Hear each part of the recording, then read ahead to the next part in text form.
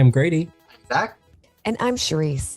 And welcome to Highlights, a show where we recap a reality competition show, usually a drag one, like it's sports, even though it's not.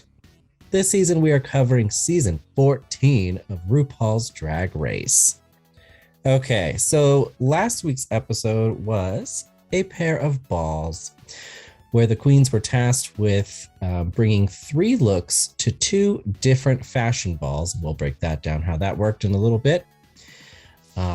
But it was, in fact, it kind of felt like the first episode of the season, really. Because it turns out, we'll get there too, but the first 2 episodes were basically filler. And that's unfortunate. But this was the first episode of the season that we had actually all of the queens in the same room, which was exciting. We also got a brief return to the mirror from Alicia Keys as she went back through the mirror realm to her home dimension. Was wicked sorceress. So Alicia Keys directs them to look at the doorway. All of the other queens come back into the workroom and they start comparing notes, which is per usual. But we didn't stop there. Because instead of a mini challenge, we got exposition. And that was because RuPaul finally comes into the workroom to break down exactly what's going on this season. And he starts by surprising everybody with the return of the previously 2 eliminated queens, Orion Story and Daya, who, as it turns out, were not eliminated, as many predicted once the What You Packin' episodes weren't dropping. So that means the eliminations so far mean nothing, but the challenge wins still count, which is very interesting for statistics. But as expected, very mixed reactions as the queens return to the workroom and to the competition. It was very predictable. I think we had talked about that while we were watching it. And then you had mentioned the What's Your Packin' not airing, so it just kind of seems like everything's all over the place right off the bat. And as an audience member, I felt like we wasted 2 weeks because we're back where we started. I appreciate the up-close look at the queens that we get with the smaller intro, but it definitely does feel like this was the premiere because this is how we're used to, as audiences, seeing all the queens together. Right. And I felt like we almost redid a lot of stuff. We had to revisit, them all meeting each other for the first time in the workroom. And then we had to revisit everybody being aware about Maddie. And we had to my gosh. It was a whole thing all over again. It was just like, oh God, we're so tired of this. Yeah, it was retreading. Like I'm already over the season. Exactly. RuPaul then reveals the twist of the season that we've been expecting since the promos began. And that's the stupid candy bars and what they mean, which, as expected, it turned out to be a Willy Wonka twist to the season. So instead of RuPaul choosing to save somebody like Candy Muse this time, and having to listen to everybody complain about it, she's going to let the candy bars do the talking. So one of the queens has a golden, I don't know if it's still edible. She kind of made it seem like it's either chocolate or it's gold. I was like, is it just a gold brick that they ripped, or like, what is it? Anyways, so they have to unwrap their chocolate bar if they are up for elimination at the end of the episode and lose the lip sync. If their candy bar is chocolate, they still have to sashay away. If they happen to have the gold bar, then they get to stay in the competition. And we're going to talk about what that means for stats in a little bit, because it means a couple things based on predictions and things that I have. But everybody selects a chocolate bar. Nobody knows what they have, and they're tracking the serial numbers, and we make sure to watch them log that so everybody knows that nothing shady is going on, which is interesting. It's like production already knew what people were going to say. Okay, so the queens have to create looks for 2 different types of balls, and they're split into 2 groups. Group 1 is hide and chic, which is animal print, so they have to make a zebra print resort look, a leopard evening wear look, and an animal print bridal couture look. Group 2 is the red, white, and blue ball, where they have to make a red hot resort look, an evening wear look, and an all in white and red, white and blue bridal couture look. So I think they either had to fully commit to it or be fully in white or something like that. Or no, evening wear is all in white. Their evening wear had to be all white, and red, white, and blue, all three had to be incorporated into bridal couture. That's what it was. The queens begin crafting their garments, and we begin, seeing all the queens get used to each other, all of these things. It is the sewing challenge, which, tends to expose some weaknesses in the herd, if you will. There's always one. Right. I will say this is probably the strongest group of sewers we've probably ever had, where they've had at least, some of the basics. They've done something. Here's the thing. Ben Delacreme taught us that you can do a lot with some hot glue. What you need to have is an eye for style and how style works for you. Yes. And that helps a lot in this as a place to start. June Jambalaya was really struggling, I think, with constructing a shape and a pattern and all of these things, right? So, which was interesting because she said that she has experience in being a personal stylist. So because of the ball challenge, we spend a lot of time on the main stage again today because all 14 queens are back competing. So we were here for a while. So that means we have 42 looks to go over. Oh my God. How was it that many? It almost doesn't feel like that many when you're watching it, but when you add it up, it is that many. Oh my gosh. Yep. But the first look we have to get over, of course, is Ru's, who I love this little potato chip dress thing she's wearing. I don't know what it is. What did you call it when we were watching it? Scallop potatoes? I think I call it scallop potatoes. Scallop potatoes. Ru must be doing some yoga though, at least, She was doing something for this episode. She was on one. Exactly. She did. Can't wait till we get there. She definitely had that Ensure boost instead of just the regular Ensure. Yeah. I feel like you can tell kind of when she's taken certain medications based on the episodes. Like last week, like she was coming off on, on some downers. Whoa, yeah. We were on uppers this week. And I feel like somewhere halfway through this episode, she popped one. and then once she was behind the table, she was like, "Oh, here we go." Like just where she can give me something spicy. Let's just make this a fun one. Yeah, exactly. It's never the same medication. It's always something different. She's workshopping throughout the week. She doesn't label the bottles anymore. She just says Russian roulette. And she's like, surprise me. Yeah. But I actually really like it. I think she looked really nice. And our guest judge was Christine Chu. She's a producer and she's from Reality Empire, I think, or something like that. I thought it was like Bling Empire or something. Bling like Empire. I think that's what it is. Michelle looks amazing this week. Yeah, amazing. Michelle, I feel like Michelle's really killing it. Like she really knows herself now. I love it. So the first group we get is the hide and chic ball, and then the red, white, and blue ball group went directly after that, and then we lined them all up. So speed round, we're going to go through each queen. Alyssa Hunter, first up. I didn't really care about any of these looks. I think her middle look is the strongest, but I didn't really feel one way or another about her looks. They're okay. They're safe. Fashion-wise, her middle one was the strongest, but when in Untucked, you could see the details on her bridal one more, and I liked the details on her bridal one more up close, but they don't read on the runway. I agree. There was a lot of detail in her bridal look, and if she had possibly moved the bouquet down to her waist, we might have been able to see a little bit more of it. I feel like a lot of queens had that problem with they were holding the bouquets too high. All in all, though, I'd have to say it was really rare that I was like, oh, all three of those looks were okay. But I feel like all three of her looks are okay. There was usually one of the queens, most of the queens, I was like, oh, 2 out of 3 looks ain't bad, but I hated that one look. Exactly. Whereas these are all like, okay. Bosco, you know what's odd is I forgot almost completely about Bosco. Like after we watched it, and I was trying to think of her looks and I was making this and I was like, I don't remember these. I remember her playing with the tiger head, but I don't really remember the outfit. Right. You know what I mean? Yeah. I remember her very first one because it was something different, you know? I was like, oh, that's kind of cool looking. But the other two, meh.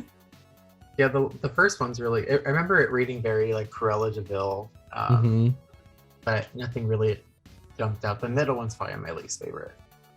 For sure. I like the third one the best, but I appreciate that she brought a different silhouette each time. Very true. Mhm. Props for that. And then we have Willow Pill, who Will Pill. I thought destroyed this challenge, first of all. And I absolutely loved her last two looks. The first one I really wasn't sold on when she came out. I was like, is that a resort look? And I don't know if they totally justified to me about why it is. But her last two looks, the evening and the bridal, very, very strong. Extremely strong. I like their first look, but I agree it's not a resort look. I just liked it because it's totally something that 80s Barbie would wear, and I feel like I have seen 80s Barbie wear this, and it's so pretty. But it's definitely not a resort look. I 100% agree with that. But everything just looks so well polished and so beautiful. It's amazing. For sure. I had 80s Barbie. I can almost guarantee you that she came with this exact outfit. Maybe not the purse, but the rings and the shoes for sure. I love the second look, like so much so. But I don't know. I didn't really get bridal from the third look. I didn't like her bouquet, but I liked everything in Untucked that I saw. More so than what I liked on the main stage. Carrie Colby, very safe to me. I was like, okay, it's a standard resort outfit, standard evening outfit.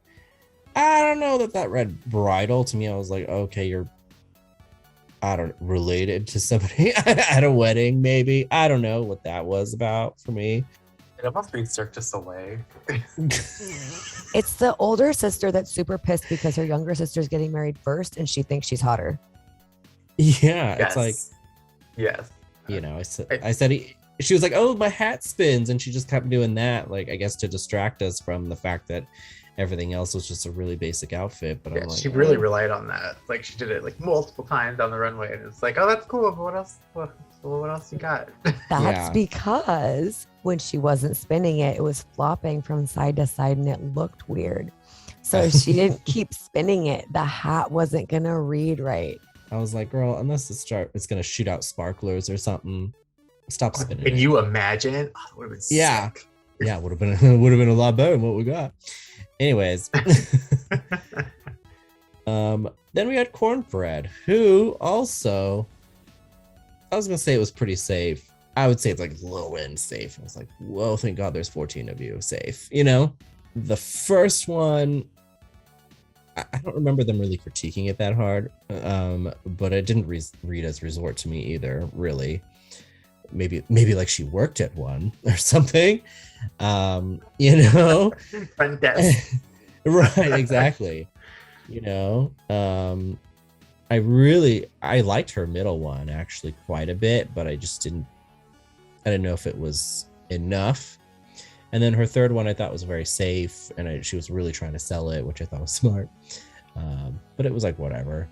For some reason, these look much nicer as we're watching it than they do side by side right now. Like I remember being way more impressed. You know what it is? It's because I'm not getting the performance with it. And if you just look at it as she relies on that a lot. Yeah, if you just look at it as a look, it's like, wow, these kind of suck.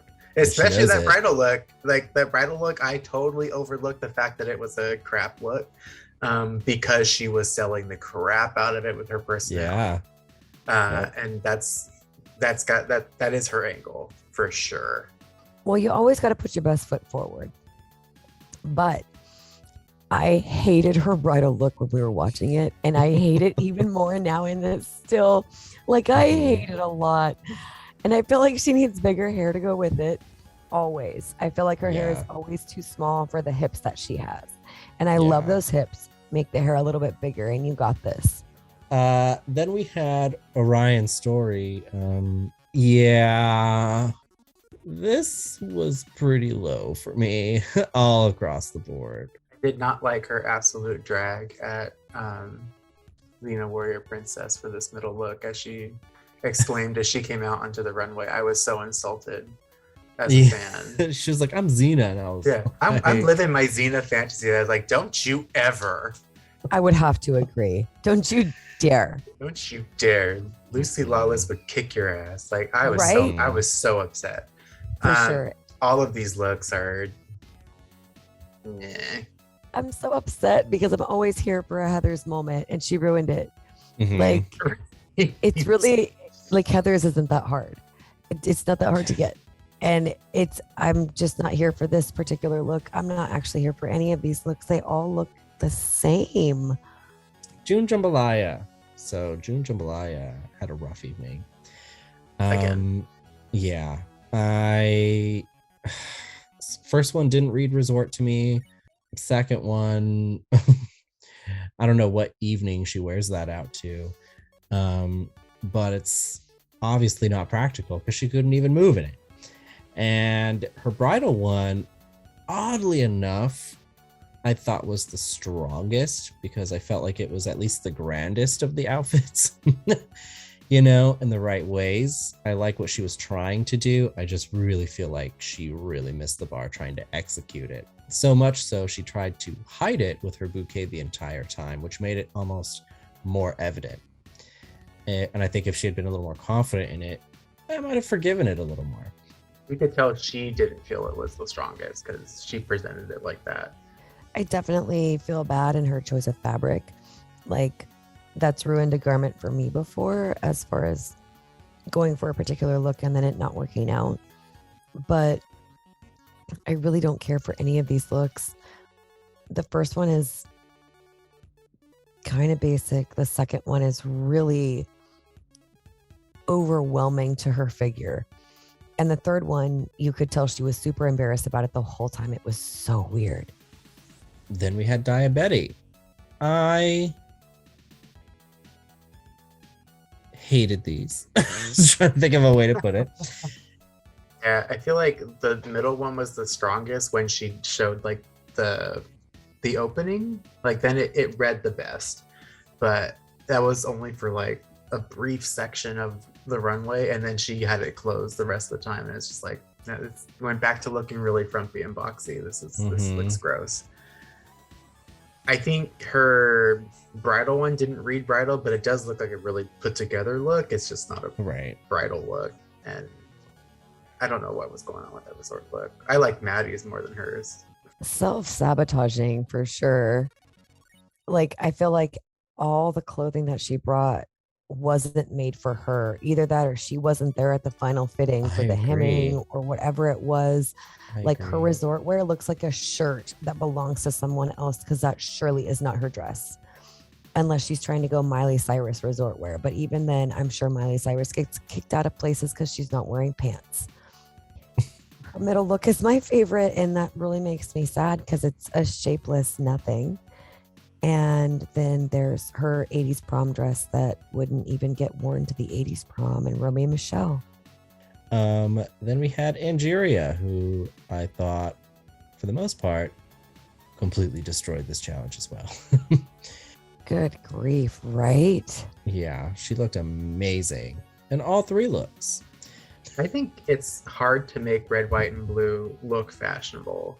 And she did that very, very well. Like all three looks I thought looked very, very put together, super edited, very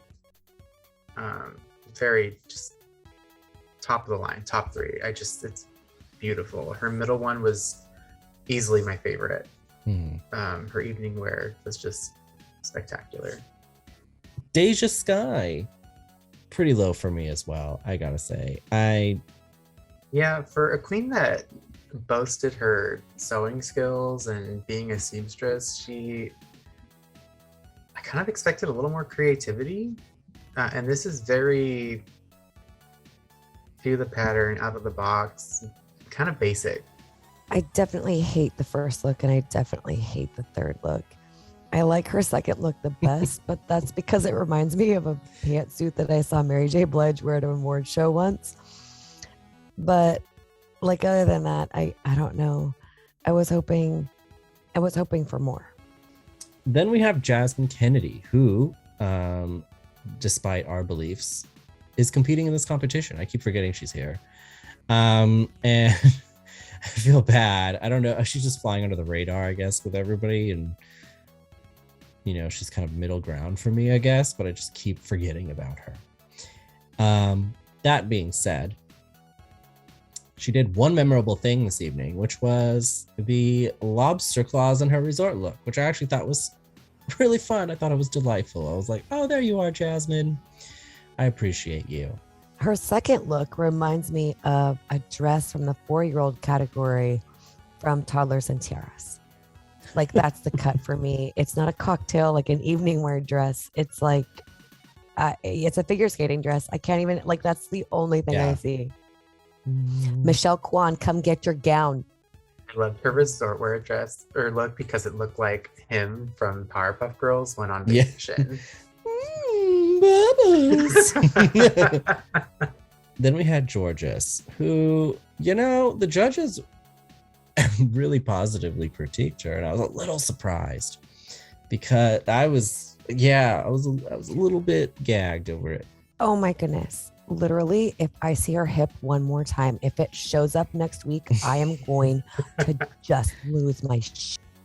This is the exact same silhouette and the exact same stuff that she's been wearing for 2 weeks now. Yes. I knew exactly what she was going to wear.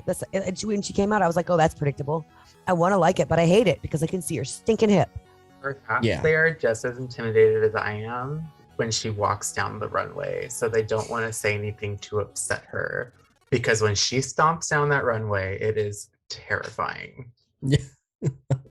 Like, she will shoot us all. Yeah, she will mess your shit. She will rock you. Like, dude, just say something nice and make her safe. Like, yeah.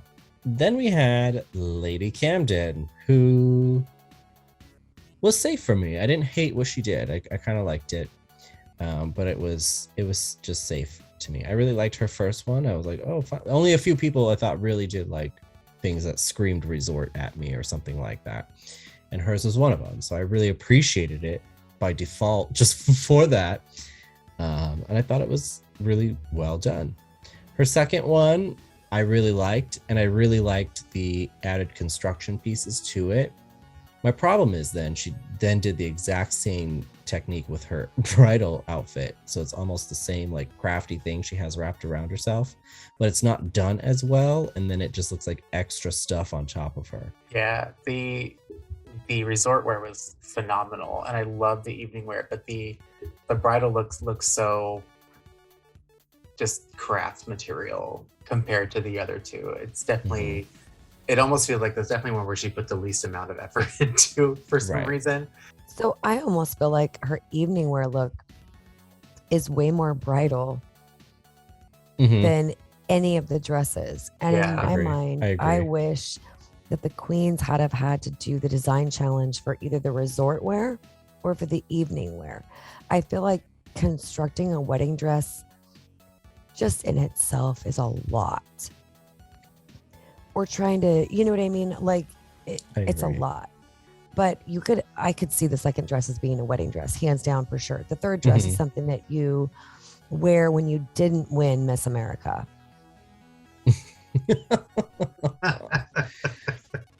Then we had Maddie Morphosis. So Maddie, you know, I laughed a lot when Maddie was walking around tonight, and I feel bad about laughing. But it was just like so like adorably bad. Like I don't know how to describe it. It wasn't the worst of the evening by any means. But what I appreciate about Maddie is like it's obviously a lot of the stuff isn't as elevated as some of the other people. And she don't care. And she sells it and is totally confident in it. And fully commits to it, which I really appreciate. And I think some of the other people could probably learn from. I feel like her resort wear works for like Disneyland. Her evening wear definitely needs a waist, but I feel like it's something that Rose McGowan would wear to like an MTV Music Awards or something like that. And she definitely like her selling of all these garments were definitely different. I appreciated the enthusiasm. I feel as if she has my brother's taste in what she thinks she looks good in. And I feel like she needs a little bit of help in the styling area for her. Yeah. Body shape and type. Yeah. Yeah, I feel like, I don't know, like honestly, the resort wear is probably like my favorite one, just because it looks the most cohesive and it's a complete look, I think.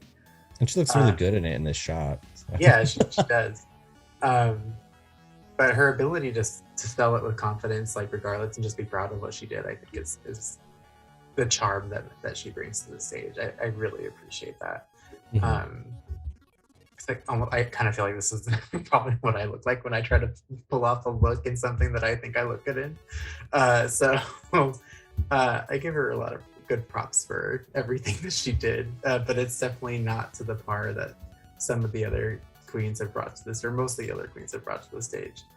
I think maybe she needs work on like different silhouettes and stuff, because this was all very almost tube-like. Most of her looks look very tube-like.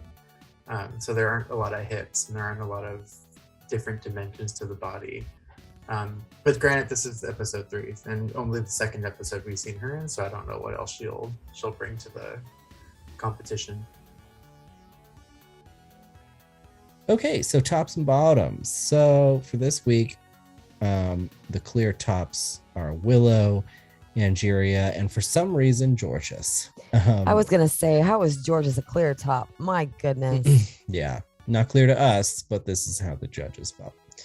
Bottoms are, in fact, Orion Story, June Jambalaya, and Maddie Morphosis.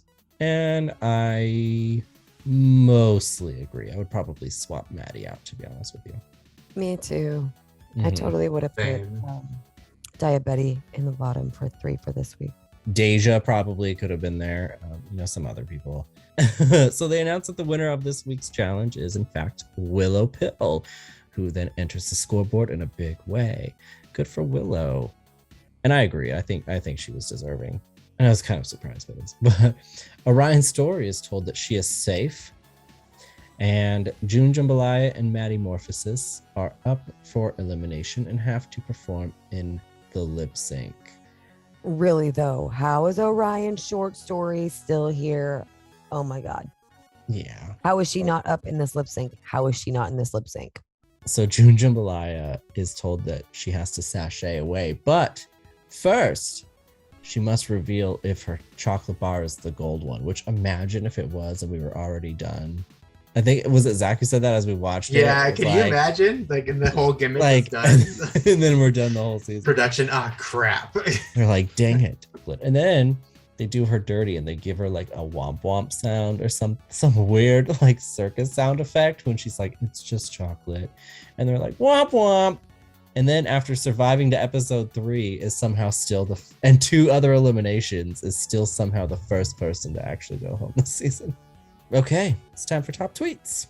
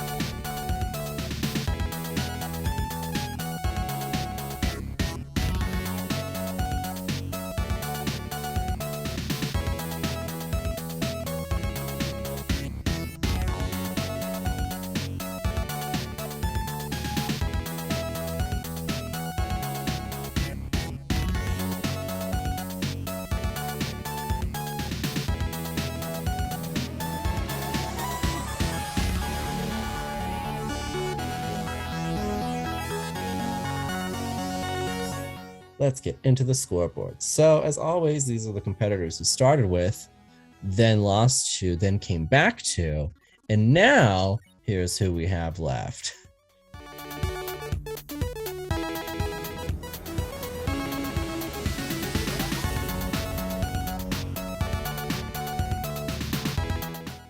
Okay, so our elimination order has been completely reset because of Ru's shenanigans. But June Jambalaya has now been confirmed to be the first actual queen to sashay away this season, coming in 14th place.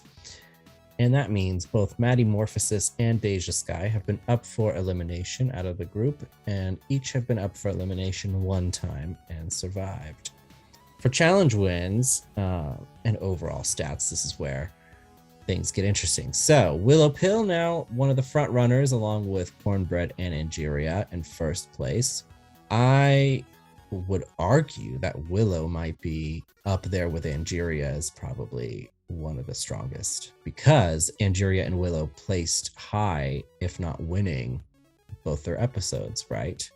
That they filmed so far. For Cornbread, dipped a little bit this episode. Bosco, Lady Camden, and Georges have all been consistently safe but placed high so far. Carrie Colby and Jasmine Kennedy, both safe across the board, middle ground completely. And Alyssa Hunter, very safe this episode, but placed low initially on her episode. Deja Sky, Daya Betty, Maddie Morphosis, Orion Story, all having either performed in the lip sync and survived, or somehow been completely eliminated, supposedly after placing low and being up for elimination but being brought back. And now with June Jambalaya being the only person who's actually been eliminated, coming in 14th place with no actual winnings to her name. This week's episode is She's a Super Tease, and it will be the first acting challenge of the season.